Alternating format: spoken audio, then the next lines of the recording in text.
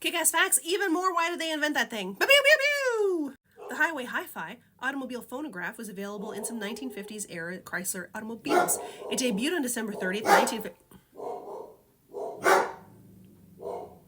I have to investigate. Someone was walking their dog in front of our house. The dogacity. 1955. The Highway Hi-Fi was developed by CBS Laboratories. After experimenting with various mediums, including magnetic tape, they devised a special hybrid record format, a 7-inch vinyl disc. This format allowed 45 minutes of programming per side. A 5-pin harness sent the player's output into the car radio's audio section, while a carefully engineered tone arm with high tracking force kept skipping and skating to a minimum. Chrysler liked the idea, so they bought 18,000 units, came up with the name Highway Hi-Fi, and made it an option in the Plymouth, Dodge, DeSoto, Chrysler, and Imperial models between 1956 and 1959. They all share the same underdash unit, and the records for this unit were made by CBS Columbia. They made a mix of light classics, musical theater, and easy listening favorites.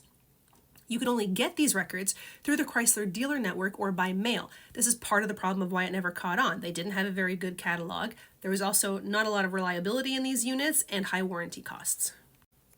A Krumlauf, potentially, is an experimental curved rifle barrel attachment developed by the Nazis in World War II to shoot around walls and over barriers. This impractical device was produced in small numbers and never saw a lot of use in the field. The curved barrel included a periscope sighting device for shooting around corners from a safe position.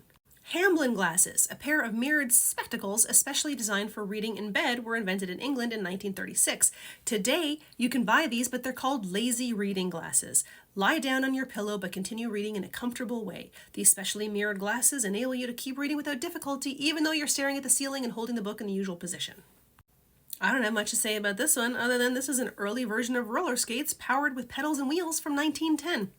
A pissoir is a French invention that provides a urinal in public spaces with a lightweight structure. The availability of pissoirs aimed to reduce urination onto buildings, sidewalks, or streets. They could be freestanding and without screening, partial screening, or fully enclosed. In the spring of 1830, the city government of Paris decided to install the first public urinals on major boulevards. They were put in place by the summer, but in July of that same year, many were destroyed so they could use the materials for street barricades during the French Revolution of 1830.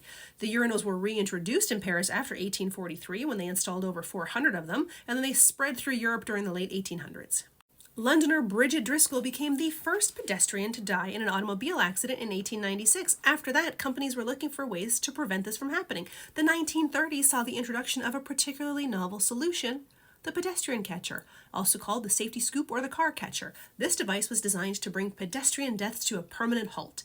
This roller safety device sweeps away the fallen pedestrian, declared a triumphant Modern Mechanics headline in 1931, elaborating that it, quote, will literally sweep a fallen pedestrian before it and thus save him from being crushed to an almost certain death behind the heavy wheels, end quote.